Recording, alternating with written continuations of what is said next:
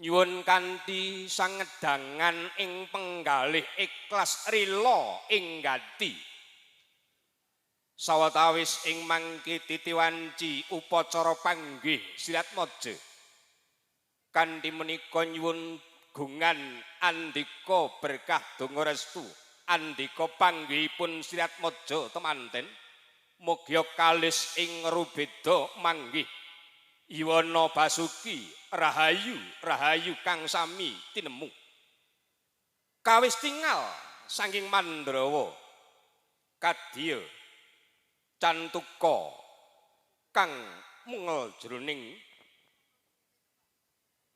ngaguwa kodhok ngorek yeah.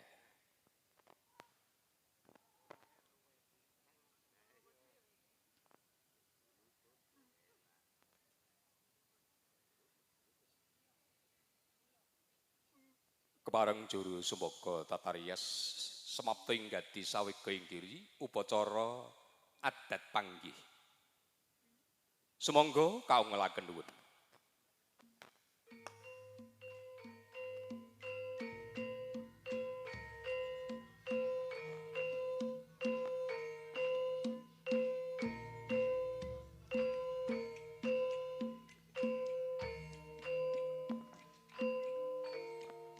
Ana padhang dudu padhanging rina ana peteng dudu petenge nguni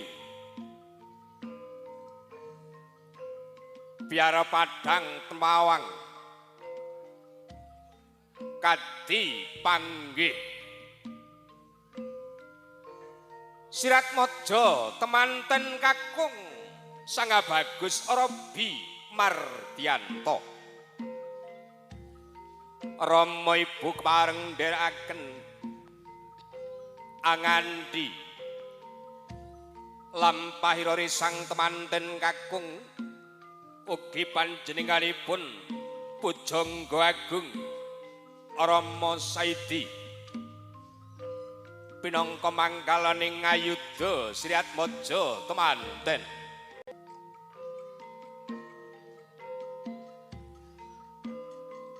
lonan Sirat Moja temanten kakung nuju ingkang pinanci wis kepareng catur netra angregem wujuding gantal ingkang tinalenan wenang seta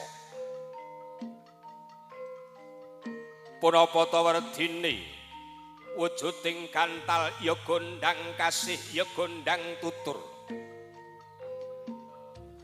senadyan to suruh ingkang lumah kalawan kurepe senadyan to yen to grigit padha rasane wis manunggaling karep manunggaling kapti Sirat Moja kekalih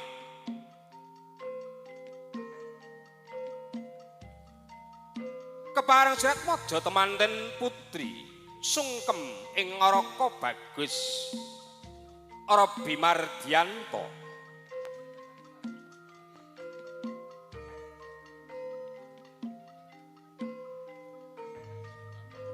upacara panggih kawisuda wujuding bokor kencana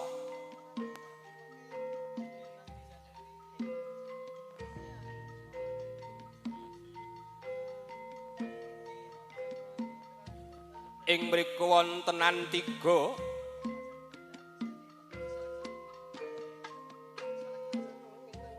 ya wujud ngendhok kang bunder kepleng pinidak padha sakala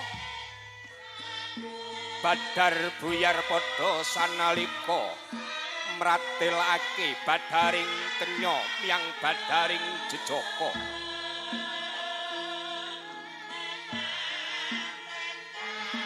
kepareng amiji ampian nira ingkang Ngaraka Bagus Robi Mardianto ngicali Sukerta memala kang semandang mring Sirat Moja temanten kakung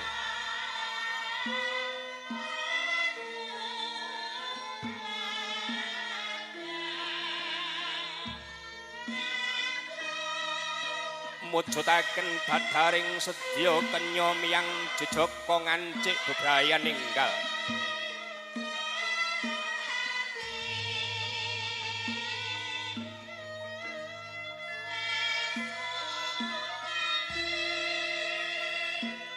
Rara Ayu Dewi Dwi Widyasari wis kepareng ngaturaken wujuding junjung derajat pinangka pralampita sipating wanita tan prabeda kelawan sipating priya. Kinubengan kaping 3 mujudaken asasila nirmala memala kang sumandang mring Siratmaja temanten kakung Sirna Madya Layu.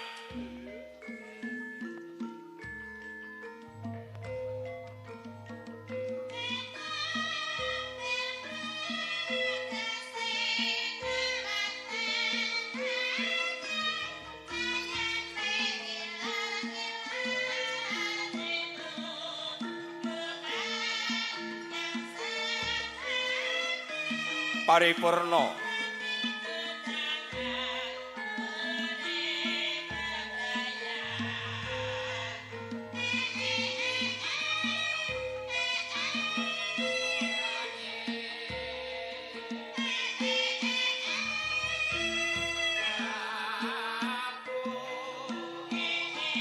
ingkang Rama dalasanipun ngaturaken wujuding dulang pungkas mring putra kekalih pinangka pratandha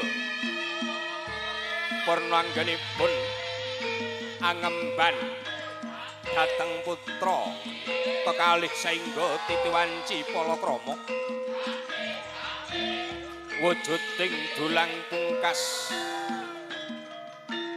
katuraken dhateng ingkang Raka Bagus Mardyanto.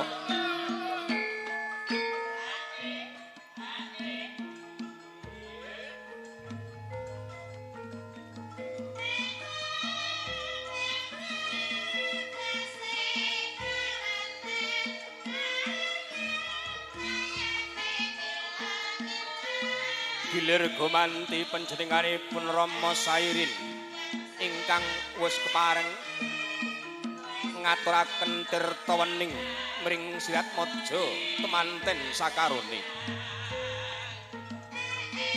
Tirta wujuding banyu weninging cipta saengga kados siniraming tirta hamrta amlestok kesdrining wardaya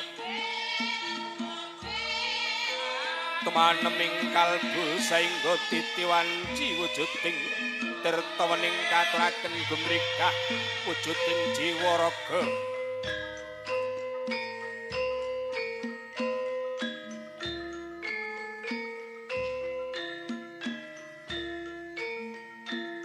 kang wis kepareng Rama Ibu kepareng ngemban sindur.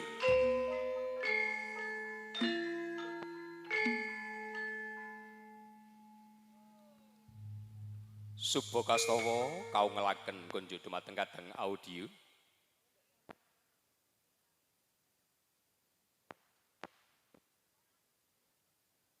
Kepareng Rama Ibu anenggih kepareng hangandi dumateng ingkang siwi putra kalih manjing jroning sasana agung. Suba kastawa kaungelaken nuwun.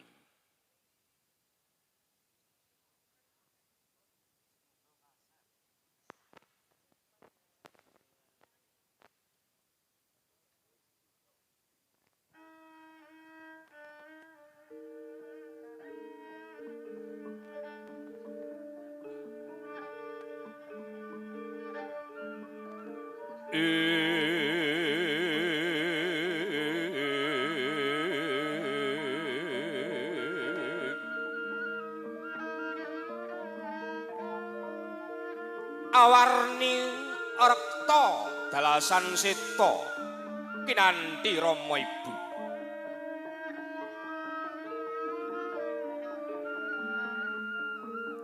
Ing ngarsa sung tuladha ing madya mangun karsa tut wirihan dayani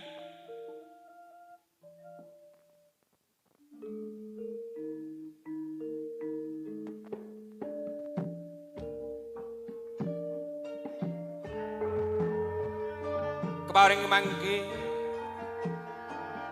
panjenenganipun Rama Sairin sekalinipun kepareng hamethuk rawuhipun kadang besan panjenenganipun Bapak Suryana sekalian Ibu Marmi ngaturaken wilujeng rawuh wis kepareng jawat asta mugi sedayanipun kapanggihan kabagyan kamulyan kasarasan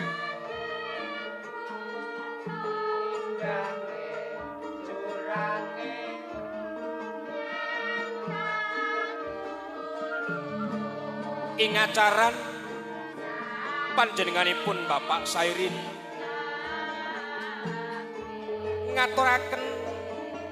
ngaturi pinarak lenggah kanthi mardumadikaning penggalih konjo dumateng kadang besan penyuwun Bapak Suryana sekalian Ibu Marmi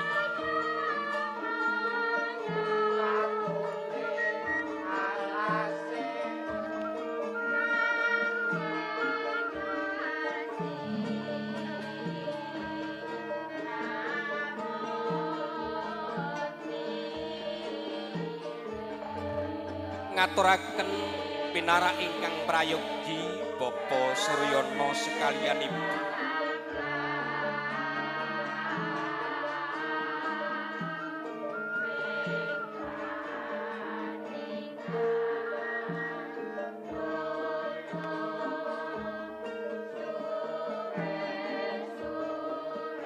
upacara kalajengaken wujuding upacara krobongan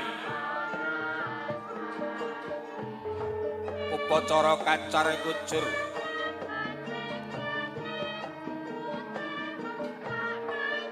ingkang linimaan tilam lampus sedaya mujudaken wujuding gunakaya wujuding kacar kujur ana beras kawak kacang kawak dhelé kawak kabeh sarwi kawak nanging sak kawak-kawak ing kacang ya sak kawak-kawak ing dhelé isih kawak to mantene wujuding gunakaya katuraken dhateng garwa kinasihipun Dwi Widyasari sok glogok datan kacicir sajuga mujudaken gunakaya ingkang ing mangke gunakaya Rama Ibu panjenenganipun Bapak Sairin arep tindak nyojriat mojo kalih bisungsung wujuding gunakaya Kanjeng Rama kula kintun wujuding gunakaya kayanipun Kakang Arabi Mardiyanto Rama iya nggir putraku wong ayu Widyasari pawelinging wong tuwa aja nganti breh-brehan yo nggir wujuding gunakaya kayaning bojomu senadyan to sedina 100.000 kudu nrima ing pandumyana tegese aja mbok blanjake kabeh saperangan kudu ana sing ditabung ya nduk sing diyan dawuh Rama ya matur gunging panuwun sira sipating wanita kudu wani ditata tegese sira iku sipating wanita kudu tut aruntut manut marang pakoning kakung yekti ana kabeneran matur suwun gunging panuwun Rama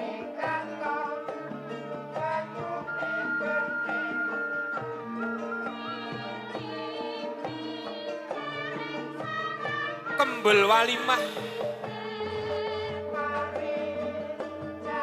upacara kembul walimah ya kembul dahar dene juru sumbaga wis kepareng mrayetnakaken wujuding bujana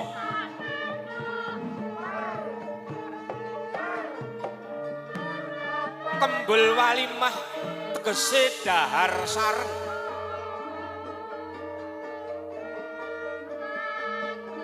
Mbak Dwi Widyasari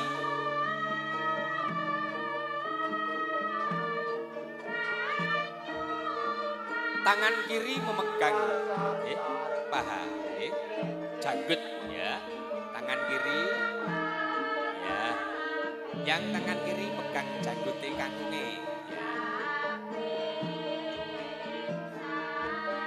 ya dipegang no dipegang jan tempel ya jan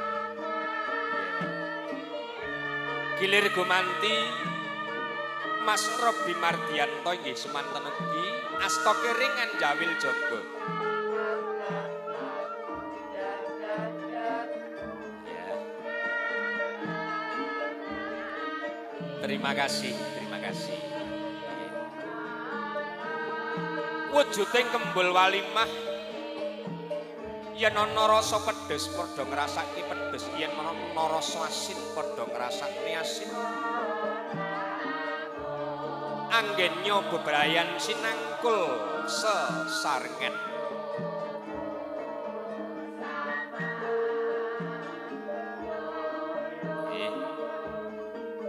tirta wening jaman kamardikan wujuding tirta jus ingkang ngaturaken gilir gumanti Mbak Dwi ngaturaken ingkang kakung kakung ngaturaken ingkang putri paripurna wujuding kembul walimah konjuk dumateng kadang audio kapunggela ongeling suba kastawa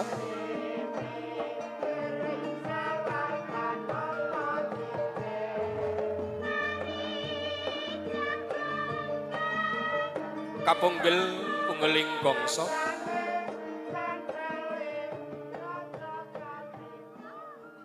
titiwanci sungkem Rama Ibu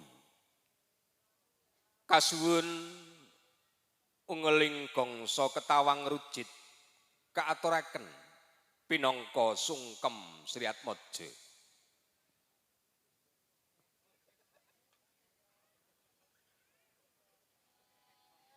monggo ketawang rujit kaungelaken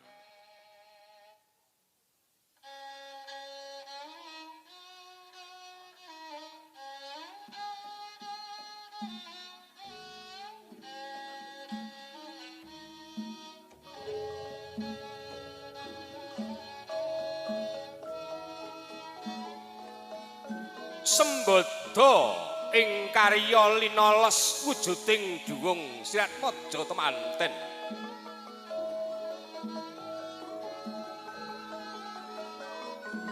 suwan mring Rama dalasanipun mabuku-buku kaya konjema pratala mukane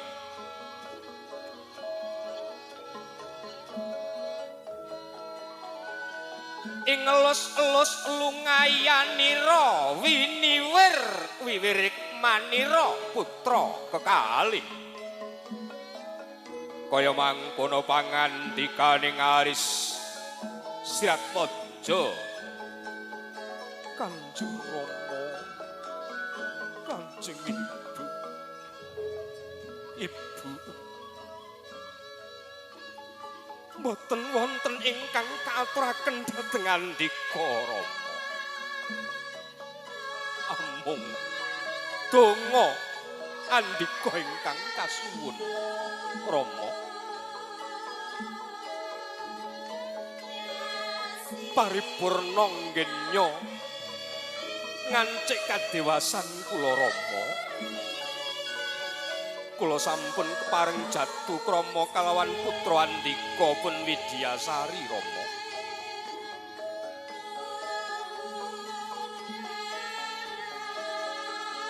ya nggih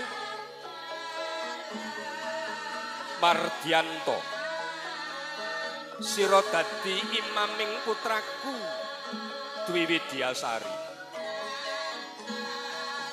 Lan kuwe genduk wong ayu Dwi Widyasari. Kelakon wujuding wahyu jodho kang tinemu ya nggir donganing wong tuwa dadi temanten kang sakinah mawaddah warahmah.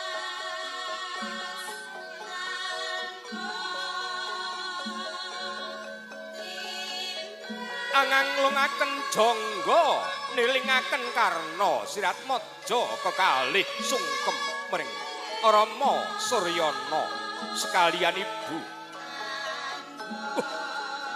Putraku nggir Rabi paweling pun Rama ibumu sira dadi imaming keluarga. Pomo dipomo ya nggir yen ana pakaryan sing abot tegese kudu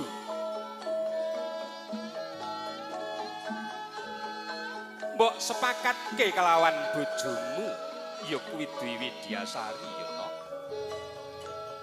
Kanjeng Rama matur gunging panuwun ingkang tanpa upami Rama. Ya wis kono lungguh kang prayoga. Paripurna sungkem Rama ibu.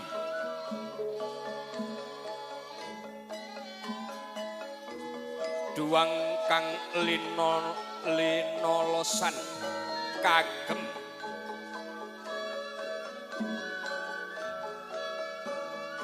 kelawan Rabi Mardiyanto skala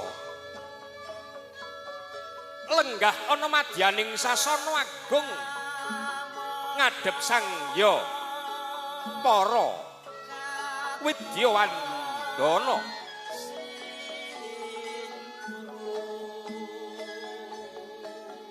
Asung bekti dhateng sedaya kula wangsa sesepuh bini sepuh minta kanugrahaning kang kawasa yen nyelulumban madyaning bebrayan agung mugi andadosaken temanten ingkang sakinah mawaddah warahmah amberkahi dhateng sedaya kula wangsa.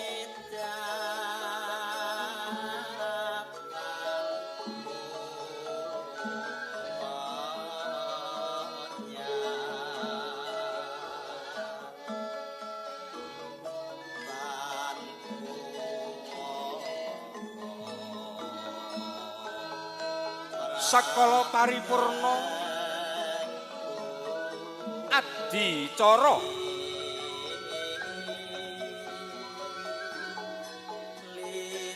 daya-daya mangke kapundhut gambaripun yektos wujuding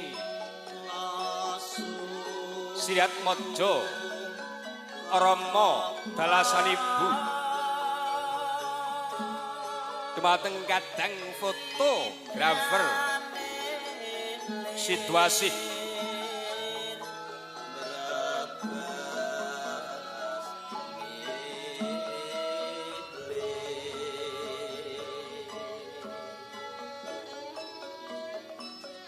Bapak Ibu ingkang minulya, adicara sakral punika dipun abadikan kalian Veptam balap nyawacitan. Saengga ing mangke mbok bilih boten saged amirsani langsung wonten ing adicara. Saged amirsani wonten live-ipun.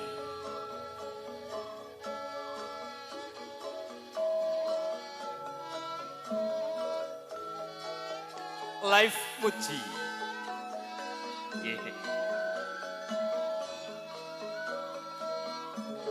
Bapak Ibu ingkang minulya, sepindah malih ngaturaken wilujeng rawuh Bapak Ibu undangan mliginipun kunjuk dumateng pandherek pangombyong kadang pisan.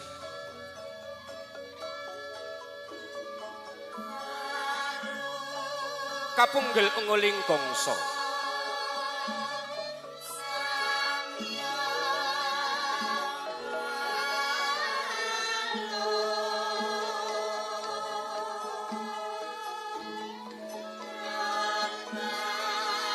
Katuran pinerak kanthi mardu-mardi kaning penggalih Bapak Ibu.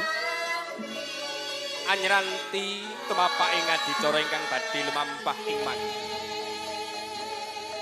Sumangga kadang audio kapunggel unggeling bangsa.